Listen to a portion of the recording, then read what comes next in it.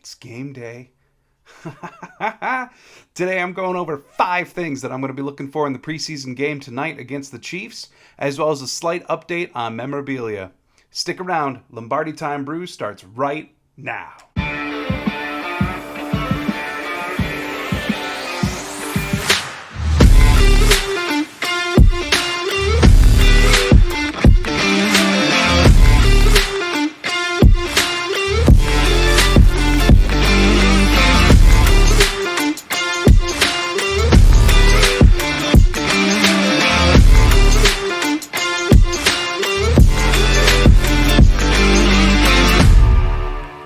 Welcome to Lombardi Time Brews.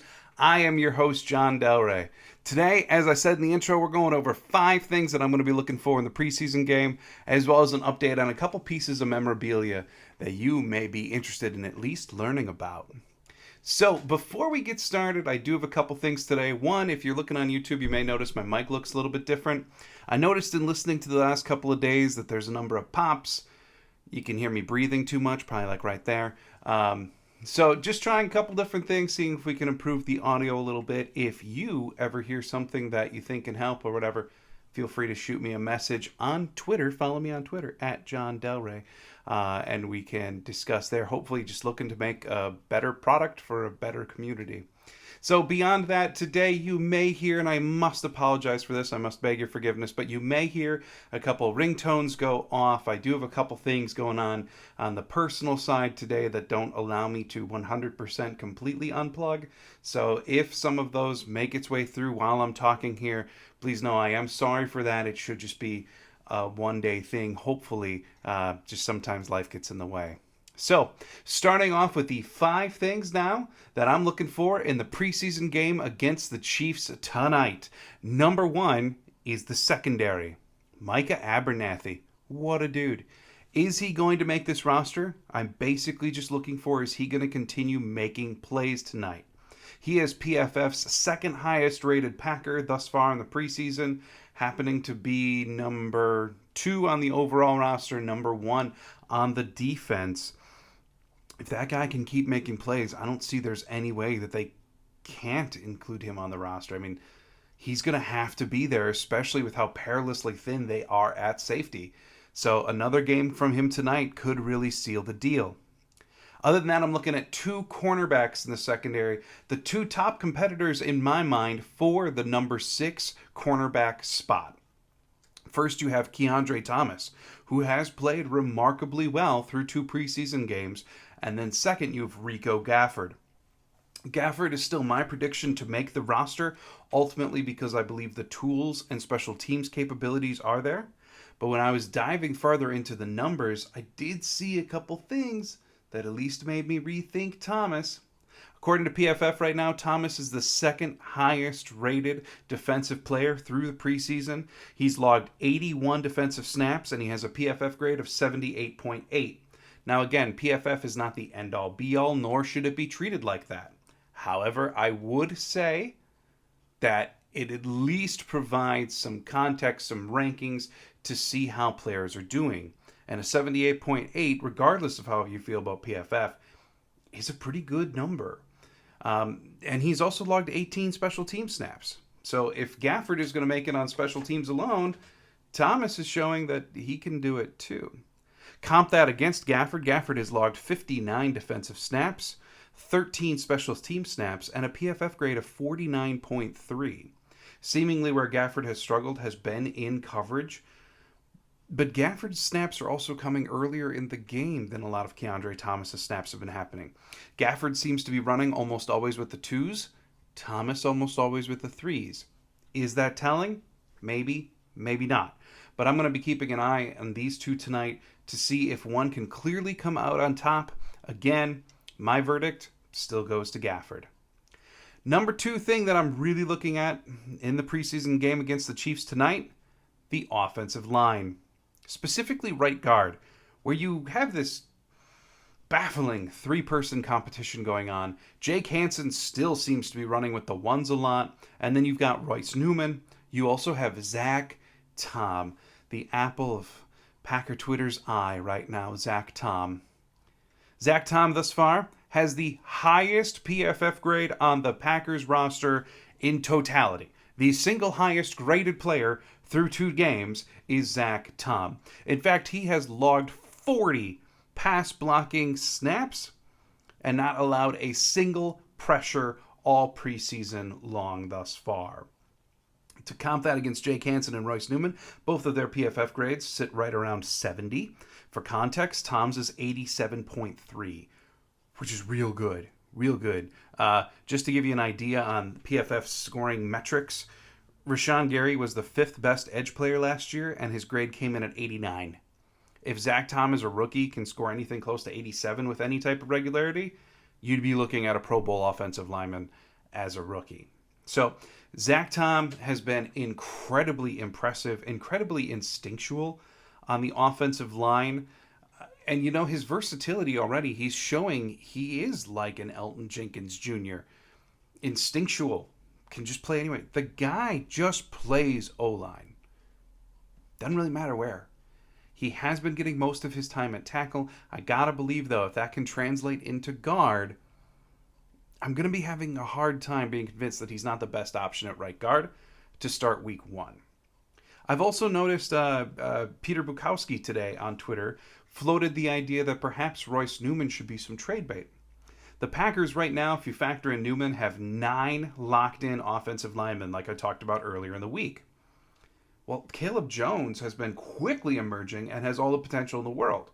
Do you want to risk Caleb Jones going onto your practice squad? Do you need to find space for a 10th offensive lineman? Or do you get rid of one of those 9 that are considered locks?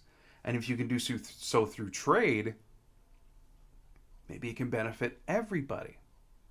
But the concern, obviously, depth. Your depth on the offensive line. It is a very deep group with a lot of inexperience down in the depths, including Sean Ryan, whose preseason has been less than stellar.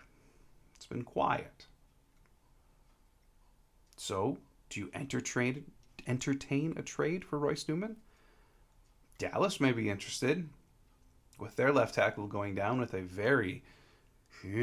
I read about that injury last night a little bit. The torn hamstring off the base of the knee. That's brutal. Might they be interested in increasing their depth? Teams all over the league are looking for depth. Could Royce Newman be an answer? Or do the Packers like him enough to hang on and risk losing Caleb Jones or cut somewhere else short to keep 10 offensive linemen? Or is there someone we're just completely missing that may not make it? Either way, right guard, Jake Hansen, I'm willing to bet, is going to get the start tonight. That's how they've been trending. Royce Newman very well could get the start at right tackle. When it comes to week 1, if Tom is not in consideration, will it be Newman or Hansen? Gotta believe the nod there is going to go to Newman. So lots of things to sort out at that right guard, right tackle spot. Obviously, a lot of it dependent for week 1 on Elton Jenkins' health. You got to think he's going to be good for week 1 now, so it really all comes down to right guard. And we'll see. Tonight could help to sort it out. Hoping for another impressive performance from Zach Tom tonight. Number 3, the running backs. I love me some Tyler Goodson. I have made no bones about that on Twitter. His burst is incredible. I love his pass catching ability. I have called for and I have stumped all along for there to be 4 running backs kept on this roster. Aaron Jones, A.J. Dillon, Patrick Taylor, and Tyler Goodson. And I want Taylor to be Dillon's backup and Goodson to be Jones's backup. And then Packer Twitter broke out in this mass discussion this week about how there should only be 2 running backs kept on the roster. Now, this is pure roster gimmicks. They would never go into a game with only 2 running backs. But still, I just don't see it this year. I just don't. In the 3 years prior that Matt LaFleur has been coach, there's been 1 year where they've kept 4 running backs, 2 where they've kept 3. The last time where they tried this gimmick where they only kept 2 was in 2018. I just don't see it working this year. LaFleur needs a running back 3 that he can trust. I want them to keep 4, but he has admitted fully before that he needs 3 that he can trust. So if your coach says, I need 3 running backs I can trust, And you're sitting there with Tyler Goodson, Patrick Taylor, and Dexter Williams, who they seem to really like since they brought him back. Do you cut all three of them? Get two of them back on your practice squad, maybe all three, since the practice squad of 16 players now. And then until Kylan Hill is healthy, use practice squad call-ups. I mean, there's a lot of things to factor in here. One, Tyler Goodson, is he going to get picked up to go on another practice squad? Would he get picked up to be on a waiver claim to make somebody's roster? Patrick Taylor, who's been on the Packers practice squad before, is he eventually going to read the writing on the wall and say, I got to go. I got to go somewhere else for another opportunity? Players have choice, and when you're looking at roster building, it's not just as simple to say, well, we're going to cut him and we're going to put him on the practice squad. Patrick Taylor may get 8 different places that he's offered to go to the practice squad. And if you continue to cut him and put him on the squad, who's to say he's actually going to stick around? So Tyler Goodson, let's say he gets claimed. Patrick Taylor hypothetically says, I'm going to go somewhere else. And if both of those scenarios occur, what do? You going to rely on Dexter Williams to be your RB3 for a month at least? Kylan Hill, at a minimum, can't come back until week 5. I think it's way too much of a gamble to just keep 2 running backs. I think you're better off playing that gamble at somewhere like defensive line. If in terms of roster construction, you want to have 6 defensive linemen, look, you've got 5 locks, right? You've got TJ Slayton, Devontae Wyatt, Kenny Clark, Jerron Reed, Dean Lowry. Those are your 5. But in terms of roster construction, if you want a 6th, you're looking at probably keeping Chris Slayton or Jack Heflin. Heflin was already on your practice squad for a time last year. He was on your 53 for Port of the Year as well. Chris Slayton, most people thought was just going to be a camp body. I would feel much better about the ability to sneak one of the 2 of them onto your practice squad, use them for call-ups so you've got a 60 lineman, than I would trying it with Tyler Goodson or Patrick Taylor. If you're going to apply the logic of 2 running backs to this year's roster, you could have applied it last year when you had Aaron Jones and A.J. Dillon. If you were willing to do this kind of trickery, you could have cut Kylan Hill last year, hoped to retain him on the practice squad, and then elevate him later. You could have done the same thing 3 years ago before A.J. Dillon was here, when they kept Dexter Williams as their number 3 behind Aaron Jones and Jamal Williams. They could have let Dexter Williams go. And as I've seen thrown about on Twitter a ton over the last 2 days, well, running backs that far down the depth chart, they're easily replaceable. There's tons of them. Just go get one. What happens if you lose them all? Go get one. B.J. Baylor, I mean, he knows your system. He was here for a bit. Go get him back. Even though you cut him 2 weeks ago already. I'm just not seeing it. And I could be dead wrong on this. Could be. But I just don't see it. To me, keeping 2 running backs is just wishing for trouble. It's overplaying your hand. Keep 3 at least. You're going to be a run-heavy team. We've talked about each running back getting 50 catches this year. You're going to want them to catch the ball too. Tyler Goodson's good at that. Don't keep 2. To me, it's a gamble. And one that your offense is in too perilous of a position to take. I'd rather do it with D-line. That takes us to number 4, the edge spot. I talked in my defensive roster projections about how there is really outside linebacker. You know, you've got the rookie Ngabare, but then other than that, Tipa, Garvin, Ladarius Hamilton, Kobe Jones, they all have had flashes. They all have done nice things, but no one has truly taken control of a roster spot. Ngabare has probably looked the flashiest of the bunch of them. Ladarius Hamilton is the highest graded on PFF of the lot. But you've got 4 guys going tonight that realistically are competing for 2 roster spots. I'm going to be watching them closely. Tipa especially, one thing as I was looking over PFF grades, just seemed bizarre. Last year, what he seemed to excel in with PFF was his coverage grade. This year in preseason, it is abysmal. I don't know what changed. But you've got 4 outside linebackers realistically competing for 2 spots. If none of them can make any headway at all, or they continue the status quo and we see what they are, then maybe we reference yesterday's video and the Packers think about bringing in Jeremiah Atachu, or, if they can afford a Jason Pierre-Paul. The backups at edge, it's thin.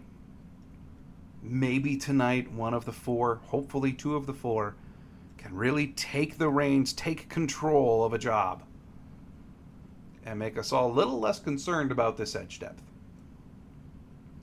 Brings me to number 5, the position of very good and confusing depth, wide receiver. Everyone came into this offseason saying, we don't have any, and now there's people who want to keep 8. I don't see that happening, but I do think they're going to keep 7. Juwan Winfrey with another showing tonight can absolutely lock down his roster spot, in my opinion. Samori Toure, I think, has done some nice things, but I think he's got practice squad written all over him. Christian Watson, if that knee's good enough, we should find out soon. Is he going to make his debut tonight? Hope so. I would love to watch that. I want to see him go.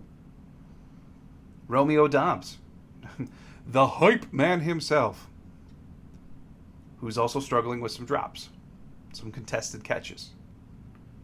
Is he going to remain on that same line tonight? Are we going to see some things cleaned up, or are we going to see those rookie inconsistencies flash even more? We'll find out. Tonight should be a lot of fun. I am really looking forward to it. Last preseason game. Let's get weird. Let's have some fun. I think it's going to be a good time. I really hope you enjoy the game tonight as well. Okay, so let's talk memorabilia. That's right. Lombardi's Time Brews is not just about the stuff that you see on the field. Occasionally, we're going to touch on the stuff you can get off the field that helps you display your fanhood.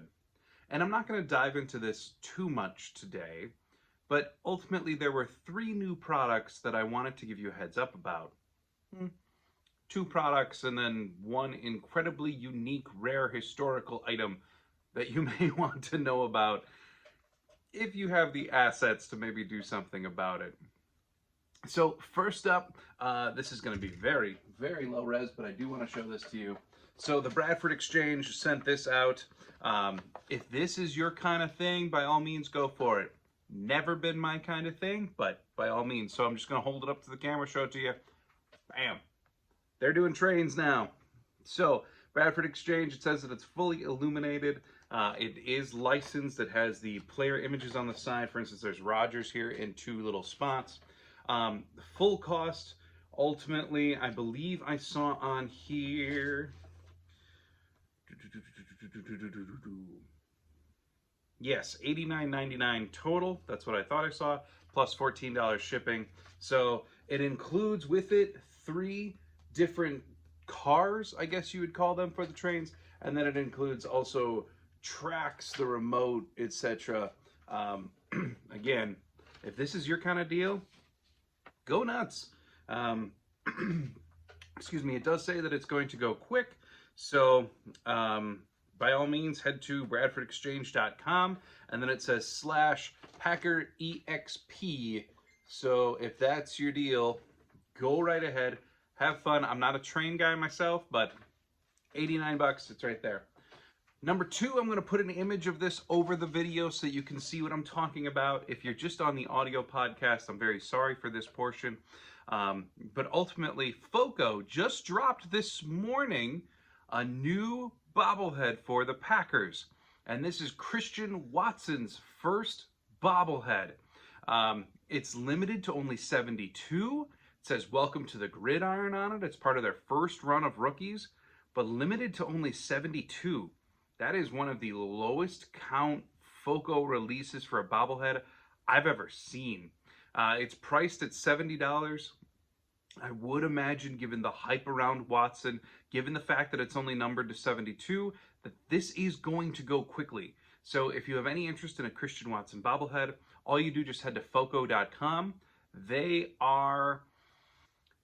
not exclusive, but they are certainly the largest company that does releases, non-pro shop releases, I guess you could say, of bobbleheads. The Packer Pro Shop obviously has their own line, and they're exclusive to the Pro Shop, but Foco does the entire NFL. It does a bunch of different sports.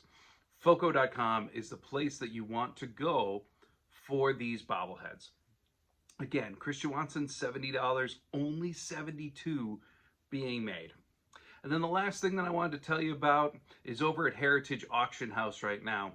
There is just an absolute wealth of items from Dave Robinson, NFL Hall of Famer, Packer Hall of Famer, absolute Packer legend, Dave Robinson. And if you've never had the opportunity to meet him, and you do, I would fully encourage you. I've had the chance to meet Mr. Robinson twice. He is incredibly kind. Not only in terms of autograph pricing is he very affordable, he is also very giving with his time. He takes pictures with people. I've had one instance with him where I was able to sit with him for 20 minutes and just talk about the Ice Bowl. An incredibly kind human being.